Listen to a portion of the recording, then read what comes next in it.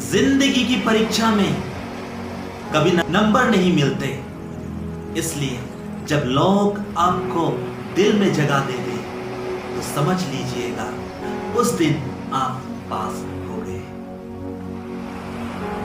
प्यारे दोस्तों, एक बार की बात है, एक राज्य में एक राजा राज्य करता था। वो बड़े ही नेक और दिलवाले थे।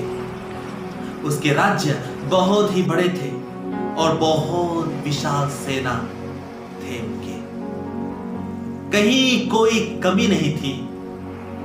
लेकिन राजा बूढ़ा हो चला था। राजा की कभी भी मौत हो सकते थे। वो बड़ा बीमार रहता था। इस सब के बीच राजा ने अपना उत्तराधिकारी चुनना शुरू कर दिया और अपने सबसे बड़े बेटे को अगला राजा घोषित कर दिया। समस्या ये नहीं थी, समस्या ये थी कि वेद जी ने कहा कि राजा साहब की मौत उसके समय बहुत कम है और उसके मौत कभी भी हो सकते हैं। और इसलिए उसने राजा से कहा, इससे पहले कि आपकी मौत हो जाए, आप ये सब छोड़ छाड़ कर जंगल में चले जाइए। आज तक अपने राज्य के ख्याल में रखा, अब अपने बेटे को, अपने बेटे लोगों को इस राज्य को ख्याल करने के लिए दे दीजिएगा और आप चले जाइए जंगल में तपस्या करिए। अब राजा के पास उसकी सबसे बड़ी समस्या थी उनकी 4 रानियां, उनकी 4 पत्नियां, कि कौन उनके साथ तपस्या करने जंगल में चलने को तैयार होगा। सबसे पहले राजा अपने सबसे छोटी रानी के पास जाते हैं, जिसे उसने सबसे ज्यादा प्यार किया, और कहते हैं, रानी जी, मैं संन्यास लेना चाहता हूं, क्या आप मेरे साथ जंगल में चलना पसंद करोगे? सबसे छोटी रानी ने उन्हें साफ मना कर दिया और कहा, आपको चाहे जहां जाना हो जाइएगा, मैं यही रहूंगा। राजा समझ में नहीं आ रहा था कि उसकी छोटी रानी ने किस तरह उसके मुंह पर बेइज्जती का थप्पड़ मारा। राजा बहुत दुख हुआ और दुख के साथ तीसरी रानी के राजमहल में जाता है और वही बात कहता है।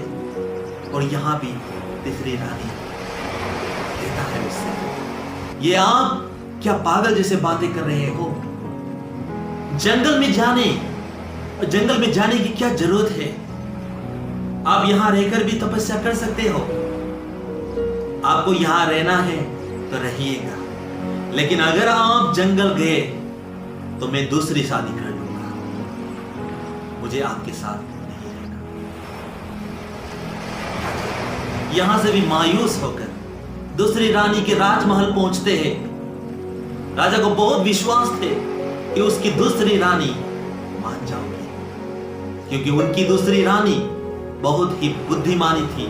वो हर तकलीफ और हर राजमहल की समस्याओं का सुलझाती थी और हमेशा राजा की मदद करती थी। राजा जी बहुत ही उम्मीद के साथ उसकी दूसरी रानी के पास पहुंचा और वही प्रश्न दोहराया। दूसरी रानी ने कहा, राजा जी, मुझे बड़ी मन थी आपके साथ जाने के लिए, पर मैं जा नहीं सकता।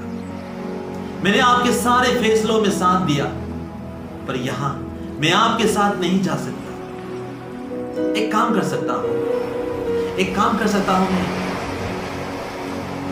मैं भी बहुत प्यार करती हूं आपसे, लेकिन जब आप इस दुनिया को छोड़कर चले जाएंगे, मैं जरूर आपका अंतिम संस्कार कर दूंगी, सारे अरेंजमेंट कर दूंगी। बस आप बिल्कुल निश्चय होकर जंगल में जाइएगा। राजा वहां से भी बहुत उदास होकर बस लौट ही रहा था कि अचानक दरवाजे के पास से एक आवाज आई कि राजा साहब, कहिए कहां चलना है? मैं आपके साथ कहीं भी जाने को तैयार है। राजा ने जब न मुंह उठाकर देखा तो दरवाजे पर एक कमजोर सी स्त्री खड़ी थी, जिसके शरीर पर कोई हार या गहना नहीं था। वो थी राजा की पहली पत्नी, राजा की पहली रानी, जिससे सबसे पहले शादी की थी, जिससे बेइंतहा मोहब्बत एक समय में की थी। वो पहली रानी जिसके सबसे ज्यादा केयर करने थे, लेकिन राजा ने कभी ख्याल नहीं रखा। राजा को मन ही मन बहुत बुरा लगा और बहुत दुख हुआ। शायद राजा जानते थे कि यही पहली रानी उनके साथ देगी। वो पहली रानी एक साथ राजा के साथ सन्यास के लिए चल पड़े। प्यारे दोस्तों, ये कहानी राजा और उनकी 4 रानियों की नहीं है। ये कहानी मैं, आप और हम सब की है। ये कहानी उन 4 रानियों की है जो हमारे जीवन से जुड़े हुए हैं। चौथी रानी जो हमारा शरीर है, जिसे हम दिन रात मेहनत में लगा देते हैं कि खूबसूरत बनाने में। न जाने कितने प्रकार के कॉस्मेटिक हम खरीदते हैं अपने शरीर को फिट और गोरा बनाने में, लेकिन ये जो शरीर आपके साथ नहीं जाने वाले। तीसरी रानी है वो मटेरियल थिंग्स, दुनिया के सबसे सुखदायक चीजें, जैसे मोबाइल, लैपटॉप, गाड़ी, बंगले, नौकर चाकर, जिसके पीछे हम रोज भागते हैं, जिनके पीछे हम सारी जिंदगी लगा देती है। शायद आपको याद होगा उस तीसरी रानी ने क्या कहा था। उसने कहा था, राजा जी, अगर आप इस दुनिया से चले जाएंगे तो मैं दूसरी शादी कर लूंगी, यानी रीमैरिज। यानी कि आपके ये सारी चीजें जब आप चले जाएंगे तो ये दूसरे के हो जाएंगे, ये आपके साथ कभी नहीं जाने वाले। लेकिन इनसे भी हम बेइंतहा मोहब्बत करते हैं। दूसरी रानी जिसने कहा कि मैं आपके साथ जंगल तक तो नहीं जा सकती है, लेकिन हां, आपके अंतिम संस्कार जरूर करवा दूंगी। दूसरी रानी यानी कि हमारे फैमिली, हमारे फ्रेंड्स, हमारे रिश्तेदार, जिससे हम बहुत प्यार करते हैं। अंतिम संस्कार तक जरूर जहां पर आपको जलाया जाएगा, जहां पर आपको दफनाया जाएगा, वो वहां तक आपके साथ जाएंगे। लेकिन चाहकर भी वो आपके साथ इस दुनिया से नहीं जा सकते। पॉसिबल ही नहीं है। इसलिए दूसरी रानी ने कहा, मैं आपके साथ तो नहीं जा सकता हूं, लेकिन हां, आपके अंतिम संस्कार तक जा सकती हूं, लेकिन उसके आगे नहीं। और पहली रानी, जिनके आपने बिल्कुल भी ख्याल नहीं रखा, वो है आपकी रूह, यानी आपकी आत्मा, यानी योर सोल। क्योंकि वो आपको फ्री में मिली है, तो उसका ख्याल कैसे रखते हैं? प्यारे दोस्तों, इंसान को जो चीज फ्री में मिलते हैं वो उसकी कभी कदर नहीं करते हैं, वो कभी उसकी वैल्यू नहीं करते हैं।